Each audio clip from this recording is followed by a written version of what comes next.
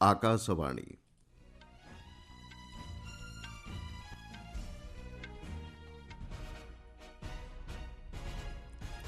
ସମ୍ବାଦ ପଢ଼ୁଛନ୍ତି ମଳୟ ରଞ୍ଜନ ମିଶ୍ର। ମୁଖ୍ୟ ସମ୍ବାଦ, ଲୋକସଭାରେ ଆଜି ମଧ୍ୟ ଜାରି ରହିବ ଅପରେସନ ସିନ୍ଦୁର ସମ୍ପର୍କିତ ସ୍ୱତନ୍ତ୍ର ଆଲୋଚନା। ଜାତୀୟ ଶିକ୍ଷାନୀତି 2020କୁ ପୂରିଲା 5 ବର୍ଷ। ତାମିଲନାଡୁ ପ୍ରତିରକ୍ଷା ଶିଳ୍ପ କରିଡରରେ ଯାନ୍ତ୍ରିକ ଏବଂ ସାମଗ୍ରିକ କ୍ଷେତ୍ରର ପରୀକ୍ଷଣ ବ୍ୟବସ୍ଥା ସ୍ଥାପନା ନେଇ ବୁଝାମଣାପତ୍ର ସ୍ୱାକ୍ଷରିତ। ୟୁକ୍ରେନ୍ ସହ ଯୁଦ୍ଧବିରତି ପାଇଁ ରୁଷକୁ ଏକ ସଂକ୍ଷିପ୍ତ ସମୟସୀମା ଧାର୍ଯ୍ୟ କଲେ ଆମେରିକା ରାଷ୍ଟ୍ରପତି ଏବଂ ଓଡ଼ିଶା ସମେତ ଦେଶର ବିଭିନ୍ନ ଅଞ୍ଚଳରେ ମଧ୍ୟମରୁ ପ୍ରବଳ ବର୍ଷା ହେବା ନେଇ ସୂଚନା ଦେଲା ପାଣିପାଗ ବିଭାଗ।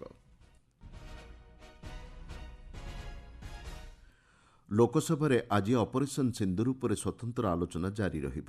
ପହଲଗାମର ଆତଙ୍କବାଦୀ ଆକ୍ରମଣ ପରିପ୍ରେକ୍ଷୀରେ ଭାରତ ଗ୍ରହଣ କରିଥିବା ଦୃଢ଼, ସଫଳ ତଥା ନିର୍ଣ୍ଣାୟକ ପଦକ୍ଷେପ ଉପରେ ପ୍ରତିରକ୍ଷା ମନ୍ତ୍ରୀ ରାଜନାଥ ସିଂ ଗତକାଲି ଗୃହରେ ଆଲୋଚନା ଆରମ୍ଭ କରିଥିଲେ। ଏ ସମ୍ପର୍କରେ ଏକ ରିପୋର୍ଟ।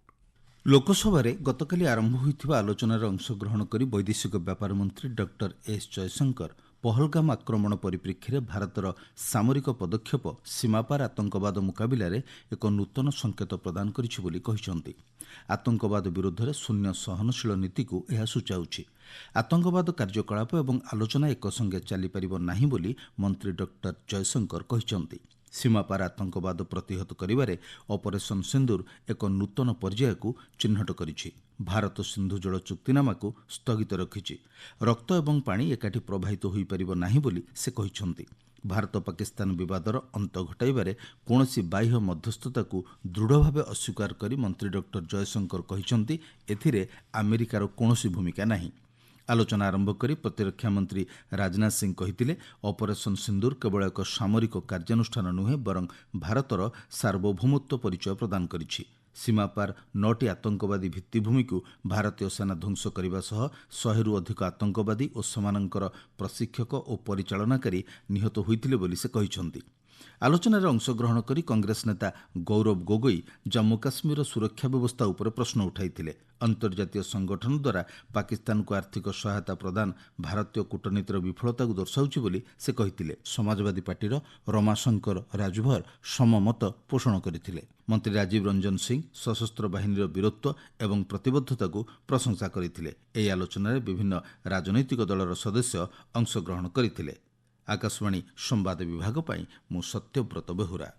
ପ୍ରଧାନମନ୍ତ୍ରୀ ନରେନ୍ଦ୍ର ମୋଦି ଲୋକସଭାରେ ଅପରେସନ ସିନ୍ଦୁର ଆଲୋଚନାରେ ବୈଦେଶିକ ବ୍ୟାପାର ମନ୍ତ୍ରୀ ଡକ୍ଟର ଏସ୍ ଜୟଶଙ୍କର ଏବଂ ପ୍ରତିରକ୍ଷା ମନ୍ତ୍ରୀ ରାଜନାଥ ସିଂଙ୍କ ବକ୍ତବ୍ୟକୁ ଉଚ୍ଚ ପ୍ରଶଂସା କରିଛନ୍ତି। ସାମାଜିକ ଗଣମାଧ୍ୟମ ପୋଷ୍ଟରେ ପ୍ରଧାନମନ୍ତ୍ରୀ କହିଛନ୍ତି, ଏହି ଦୁଇ ନେତାଙ୍କ ବକ୍ତବ୍ୟ ଅତ୍ୟନ୍ତ ଉଚ୍ଚକୋଟୀର ଥିଲା। ଡକ୍ଟର ଜୟଶଙ୍କର ତାଙ୍କର ବକ୍ତବ୍ୟରେ ଆତଙ୍କବାଦ ବିରୁଦ୍ଧରେ ଭାରତର ପଦକ୍ଷେପ ନେଇ ବିଶ୍ୱ ଦୃଷ୍ଟିକୋଣକୁ ଉପସ୍ଥାପନ କରିଥିଲେ। ପ୍ରତିରକ୍ଷା ମନ୍ତ୍ରୀ ଶ୍ରୀ ସିଂ ଭାରତୀୟ ସେନାର ବୀରତ୍ୱ, ଦୃଢ଼ ମନୋବଳ, ଦେଶମାତୃକା ପ୍ରତି ପ୍ରତିଜ୍ଞାକୁ ଉପସ୍ଥାପନ କରିଥିଲେ ବୋଲି ପ୍ରଧାନମନ୍ତ୍ରୀ କହିଛନ୍ତି। ଜାତୀୟ ଶିକ୍ଷାନୀତି 2020କୁ ଆଜି 5 ବର୍ଷ ପୂରଣ ହୋଇଛି। ଦେଶରେ ଅନ୍ତର୍ଭୁକ୍ତିକରଣ, ଶିକ୍ଷାର୍ଥୀ କୈନ୍ଦ୍ରିକ ଏବଂ ଭବିଷ୍ୟତ ପାଇଁ ପ୍ରସ୍ତୁତ ଶିକ୍ଷା ବ୍ୟବସ୍ଥାରେ ଜାତୀୟ ଶିକ୍ଷାନୀତି ମୂଳଦୁଆ ପକାଇଛି। ପାଠ୍ୟପୁସ୍ତକ, ପରୀକ୍ଷାରେ ନମ୍ବର ଆଦି ମଧ୍ୟରେ ଶିକ୍ଷାକୁ ସୀମିତ ନ ରଖି ବିଦ୍ୟାଳୟର ବାତାବରଣକୁ ଅଧିକ ବିକଶିତ କରିବା ଲକ୍ଷ୍ୟ ନେଇ ଏହି ନୀତି ପ୍ରଚଳନ କରାଯାଇଛି। ଶୈକ୍ଷିକ ବାତାବରଣ ସଂସ୍କାର ମାଧ୍ୟମରେ ଏହି ନୀତିର ପ୍ରଭାବ ପ୍ରତ୍ୟେକ କ୍ଷେତ୍ରରେ ପରିଦୃଶ୍ୟ ହେଉଛି। ଜାତୀୟ ଶିକ୍ଷାନୀତି 8,90,000 ବିଦ୍ୟାଳୟରେ 4,20,00,000ରୁ ଅଧିକ ଛାତ୍ରଛାତ୍ରୀଙ୍କୁ ଉପକୃତ କରିଛି। ଏହା ମାଧ୍ୟମରେ 1,000ରୁ ଅଧିକ ISL ଭିଡ଼ିଓ ଏବଂ କଥୋପକଥନ ପୁସ୍ତକ ବିକଶିତ ହୋଇଛି। CBSE ବୋର୍ଡ ପରୀକ୍ଷାରେ ଏବେ 50% ଦକ୍ଷତା ଆଧାରିତ ପ୍ରଶ୍ନକୁ ଅନ୍ତର୍ଭୁକ୍ତ କରାଯାଇଛି।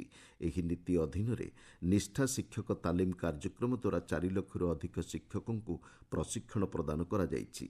ବାଲବାଟିକା, ଯାଦୁଇ ପିଟାରା ଏବଂ ପ୍ରଶସ୍ତ ଆପ୍ ସମେତ ଅନ୍ୟାନ୍ୟ ପଦକ୍ଷେପ ବହୁଭାଷୀ ଏବଂ ସାମଗ୍ରିକ ଶିକ୍ଷାକୁ ପ୍ରୋତ୍ସାହନ ପ୍ରଦାନ କରିଛି। ଭାରତୀୟ ଭାଷାକୁ ପ୍ରୋତ୍ସାହନ ପ୍ରଦାନ ସହିତ ଆଞ୍ଚଳିକ ବୈଷମ୍ୟ ହ୍ରାସ କରିବାରେ ଏହି ନୀତି ସହାୟକ ହୋଇଛି। ପ୍ରତ୍ୟେକ ଶିକ୍ଷାର୍ଥୀଙ୍କ ପାଇଁ ଉନ୍ନତି କରିବାର ସୁଯୋଗ ଜାତୀୟ ଶିକ୍ଷାନୀତି ସୃଷ୍ଟି କରିପାରିଛି। ପ୍ରତିରକ୍ଷା ମନ୍ତ୍ରଣାଳୟ ପକ୍ଷରୁ ତାମିଲନାଡୁ ପ୍ରତିରକ୍ଷା ଶିଳ୍ପ କରିଡରରେ ଯାନ୍ତ୍ରିକ ଏବଂ ସାମଗ୍ରୀ କ୍ଷେତ୍ରରେ ଏକ ପରୀକ୍ଷଣ ବ୍ୟବସ୍ଥା ସ୍ଥାପନ କରାଯିବ। ନୂଆଦିଲ୍ଲୀରେ ପ୍ରତିରକ୍ଷା ଉତ୍ପାଦନ ସଚିବ ସଞ୍ଜୀବ କୁମାରଙ୍କ ଉପସ୍ଥିତିରେ ପ୍ରତିରକ୍ଷା ମନ୍ତ୍ରଣାଳୟ ଏବଂ ତାମିଲନାଡୁ ଶିଳ୍ପ ବିକାଶ ନିଗମ ଲିମିଟେଡ୍ ମଧ୍ୟରେ ଏକ ବୁଝାମଣାପତ୍ର ସ୍ୱାକ୍ଷରିତ ହୋଇଛି। ଏହି ପରୀକ୍ଷଣ ବ୍ୟବସ୍ଥା ସରକାରୀ ଏବଂ ଘରୋଇ ଶିଳ୍ପ କ୍ଷେତ୍ରକୁ ଉନ୍ନତ ପରୀକ୍ଷଣ ଉପକରଣ ଏବଂ ସେବା ପ୍ରଦାନ କରିବାରେ ସହାୟକ ହେବ ବୋଲି ମନ୍ତ୍ରଣାଳୟ କହିଛି। ପ୍ରତିରକ୍ଷା କ୍ଷେତ୍ରରେ ଆତ୍ମନିର୍ଭରଶୀଳତାକୁ ଏହାକୁ ପ୍ରୋତ୍ସାହନ ପ୍ରଦାନ କରିବ ବୋଲି ଆଶା କରାଯାଉଛି। ଆପଣମାନେ ସମ୍ବାଦ ଶୁଣୁଛନ୍ତି ଆକାଶବାଣୀରୁ। ୟୁକ୍ରେନ୍ ସହ ଯୁଦ୍ଧବିରତି ପାଇଁ ଆମେରିକା ରାଷ୍ଟ୍ରପତି ଡୋନାଲ୍ଡ ଟ୍ରମ୍ପ ରୁଷକୁ ଏକ ସଂକ୍ଷିପ୍ତ ସମୟସୀମା ପ୍ରଦାନ କରିଛନ୍ତି। ଶ୍ରୀ ଟ୍ରମ୍ପ ଗତକାଲିଠାରୁ 10-12 ଦିନ ମଧ୍ୟରେ ଯୁଦ୍ଧବିରତି ନିଷ୍ପତ୍ତି ନେବାକୁ ରୁଷ ପାଇଁ ସମୟସୀମା ଧାର୍ଯ୍ୟ କରିଛନ୍ତି। ଶାନ୍ତି ପ୍ରତିଷ୍ଠା ଦିଗରେ ଅଗ୍ରଗତି ହେଉନଥିବାରୁ ଅଧିକ ସମୟ ପ୍ରଦାନର ଆବଶ୍ୟକତା ନାହିଁ ବୋଲି ରାଷ୍ଟ୍ରପତି ଶ୍ରୀ ଟ୍ରମ୍ପ କହିଛନ୍ତି। 2 ସପ୍ତାହ ପୂର୍ବରୁ ରୁଷ ରାଷ୍ଟ୍ରପତି ଭ୍ଲାଦିମିର ପୁଟିନଙ୍କ ସମ୍ମୁଖରେ ଯୁଦ୍ଧ ସମାପ୍ତ କରିବା ପାଇଁ ଶ୍ରୀ ଟ୍ରମ୍ପ 50 ଦିନର ସମୟ ଧାର୍ଯ୍ୟ କରିଥିଲେ। ଅନ୍ୟଥା ରୁଷ କଠୋର ଶୁଳ୍କର ସମ୍ମୁଖୀନ ହେବ ବୋଲି ଶ୍ରୀ ଟ୍ରମ୍ପ ଚେତାବନୀ ଦେଇଥିଲେ। ସ୍କଟଲ୍ୟାଣ୍ଡଠାରେ ଏକ ସାମ୍ବାଦିକ ସମ୍ମିଳନୀକୁ ସମ୍ବୋଧନ କରି ଶ୍ରୀ ଟ୍ରମ୍ପ ଏହି ନୂତନ ସମୟସୀମା ସମ୍ପର୍କରେ ସୂଚନା ଦେଇଛନ୍ତି। ଶ୍ରୀ ଟ୍ରମ୍ପ କହିଥିଲେ, ରୁଷ ସହିତ ବାଣିଜ୍ୟ କାରବାର କରୁଥିବା ଦେଶଗୁଡ଼ିକ ଉପରେ ଜୁଲାଇ ମାସ ଆରମ୍ଭରୁ 100% ଟିକସ ଲାଗୁ କରାଯିବ। ସ୍କଟଲ୍ୟାଣ୍ଡଠାରେ ବ୍ରିଟେନ୍ ପ୍ରଧାନମନ୍ତ୍ରୀ କିର୍ ଷ୍ଟାରମରଙ୍କ ସହ ଏକ ବୈଠକ ପରେ ଗଣମାଧ୍ୟମକୁ ସମ୍ବୋଧନ କରି ଶ୍ରୀ ଟ୍ରମ୍ପ ୟୁକ୍ରେନ୍ରେ ରୁଷର ସାମରିକ କାର୍ଯ୍ୟାନୁଷ୍ଠାନକୁ ନାପସନ୍ଦ କରିଥିଲେ। ଆମେରିକା ଓ ଇସ୍ରାଏଲ୍ ଇରାନ୍ ଉପରେ ପୁନର୍ବାର ଆକ୍ରମଣ କଲେ ନିର୍ଣ୍ଣାୟକ ଜବାବ ଦିଆଯିବ ବୋଲି ଇରାନ୍ର ବୈଦେଶିକ ମନ୍ତ୍ରୀ ଆବାସ୍ ଅରଘାଚି ଚେତାବନୀ ଦେଇଛନ୍ତି। ଆମେରିକା ରାଷ୍ଟ୍ରପତି ଡୋନାଲ୍ଡ ଟ୍ରମ୍ପଙ୍କ ମନ୍ତବ୍ୟର ପ୍ରତିକ୍ରିୟାରେ ଶ୍ରୀ ଅରଘାଚି ଏହା କହିଛନ୍ତି। ଇରାନ୍ ପରମାଣୁ କାର୍ଯ୍ୟକ୍ରମ ପୁନଃ ଆରମ୍ଭ କଲେ ଏହାର ଭିତ୍ତିଭୂମିକୁ ସମ୍ପୂର୍ଣ୍ଣ ନଷ୍ଟ କରି ଦିଆଯିବ ବୋଲି ଗତ ମାସରେ ଆମେରିକା ରାଷ୍ଟ୍ରପତି ଶ୍ରୀ ଟ୍ରମ୍ପ ଚେତାବନୀ ଦେଇଥିଲେ। ସାମାଜିକ ଗଣମାଧ୍ୟମ ପୋଷ୍ଟରେ ଶ୍ରୀ ଅରଘାଚି କହିଛନ୍ତି, ଆମେରିକା ଏବଂ ଇସ୍ରାଏଲ୍ର ପୁନଃ ଆକ୍ରମଣର ନିର୍ଣ୍ଣାୟକ ଜବାବ ଦେବାରେ ଇରାନ୍ ଦ୍ୱିଧା ପ୍ରକାଶ କରିବ ନାହିଁ। ଇସ୍ରାଏଲ୍ ଆକ୍ରମଣ ଫଳରେ ଗତ ଏପ୍ରିଲ୍ ମାସରେ ଆରମ୍ଭ ହୋଇଥିବା ଆମେରିକା ଇରାନ୍ ପରମାଣୁ ଆଲୋଚନା ବାଧାପ୍ରାପ୍ତ ହୋଇଛି। ଇସ୍ରାଏଲ୍ ଏବଂ ପାଲେଷ୍ଟାଇନ୍ ସଂଘର୍ଷ ଏକ ବିପଦପୂର୍ଣ୍ଣ ସ୍ଥିତିରେ ପହଞ୍ଚିଛି ବୋଲି ଜାତିସଂଘ ମହାସଚିବ ଆଣ୍ଟିନିଓ ଗୁଟେରସ୍ କହିଛନ୍ତି। ନ୍ୟୁୟର୍କରେ ଗତକାଲି ଏକ ଶାନ୍ତି ସମ୍ମିଳନୀକୁ ସମ୍ବୋଧନ କରି ଶ୍ରୀ ଗୁଟେରସ୍ ଯୁଦ୍ଧବିରତି ପାଇଁ ଜରୁରୀ ଏବଂ ନିର୍ଣ୍ଣାୟକ କାର୍ଯ୍ୟାନୁଷ୍ଠାନ ଗ୍ରହଣ କରିବାକୁ ଆହ୍ୱାନ ଦେଇଛନ୍ତି। ଉଭୟ ରାଷ୍ଟ୍ର ମଧ୍ୟରେ ସମାଧାନର ଆଶା କ୍ଷୀଣ ହୋଇଯାଉଛି। ପାଲେଷ୍ଟାଇନ୍ ପ୍ରଶ୍ନ ଉପରେ ଶାନ୍ତିପୂର୍ଣ୍ଣ ସମାଧାନ ପାଇଁ ଉଚ୍ଚସ୍ତରୀୟ ଅନ୍ତର୍ଜାତୀୟ ସମ୍ମିଳନୀ ଆୟୋଜନ କରାଯିବା ପରିପ୍ରେକ୍ଷୀରେ ଶ୍ରୀ ଗୁଟେରସ୍ ଫ୍ରାନ୍ସ ଏବଂ ସାଉଦି ଆରବକୁ ଉଚ୍ଚ ପ୍ରଶଂସା କରିଛନ୍ତି। ତେବେ ଏହି ସମ୍ମିଳନୀର ନିର୍ଯାସ କାର୍ଯ୍ୟାନ୍ୱୟନ ଏକ ବିରଳ ଏବଂ ଗୁରୁତ୍ୱପୂର୍ଣ୍ଣ ସୁଯୋଗ ପ୍ରଦାନ କରିବ। ସମ୍ମିଳନୀକୁ ଆଲୋଚନାର ଏକ ମାଧ୍ୟମ ଭାବେ ପରିଗଣିତ ନ କରି ଏହାକୁ କାର୍ଯ୍ୟରେ ପ୍ରତିଫଳନ କରିବାକୁ ଶ୍ରୀ ଗୁଟେରସ୍ ବିଶ୍ୱ ନେତାଙ୍କୁ ଅନୁରୋଧ କରିଛନ୍ତି। ଆସନ୍ତା ପହିଲାରେ ବିହାର ସ୍ୱତନ୍ତ୍ର ସଂଶୋଧିତ ଚିଠା ଭୋଟର ତାଲିକା ପ୍ରକାଶନ ଉପରେ ରହିତାଦେଶ ଜାରି କରିବାକୁ ସୁପ୍ରିମକୋର୍ଟ ଅଗ୍ରାହ୍ୟ କରିଛନ୍ତି।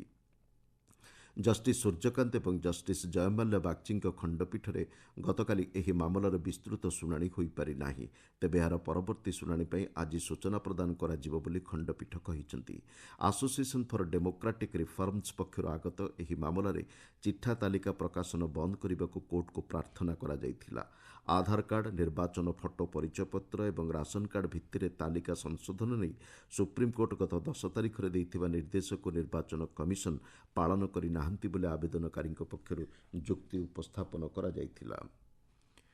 ଭାରତୀୟ ପାଣିପାଗ ବିଭାଗ ପକ୍ଷରୁ ମିଳିଥିବା ସୂଚନା ଅନୁଯାୟୀ ଆଜି ପୂର୍ବ ରାଜସ୍ଥାନ, ବିହାର, ହିମାଚଳ ପ୍ରଦେଶ, ମଧ୍ୟପ୍ରଦେଶ ଏବଂ ପଶ୍ଚିମ ଉତ୍ତରପ୍ରଦେଶରେ ପ୍ରବଳରୁ ଅତି ପ୍ରବଳ ବର୍ଷାର ସମ୍ଭାବନା ରହିଛି।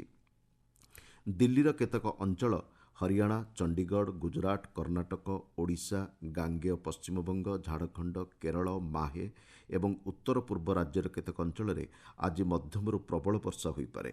ଆଣ୍ଡାମାନ ନିକୋବର ଦ୍ୱୀପପୁଞ୍ଜ, ବିହାର, ଜାମ୍ମୁ କାଶ୍ମୀର, ଲଦାଖ, ପଶ୍ଚିମବଙ୍ଗ, ଝାଡ଼ଖଣ୍ଡ, ସିକିମ୍ ଏବଂ ଓଡ଼ିଶାର କେତେକ ଅଞ୍ଚଳରେ ଘଡ଼ଘଡ଼ି ସହ ବର୍ଷା ହେବା ନେଇ ପାଣିପାଗ ବିଭାଗ ଅନୁମାନ କରିଛି। ମୁଖ୍ୟ ସମ୍ବାଦଗୁଡ଼ିକ ପୁଣିଥରେ। ଲୋକସଭାରେ ଆଜି ମଧ୍ୟ ଜାରି ରହିବ ଅପରେସନ୍ ସିନ୍ଦୁର ସମ୍ପର୍କିତ ସ୍ୱତନ୍ତ୍ର ଆଲୋଚନା।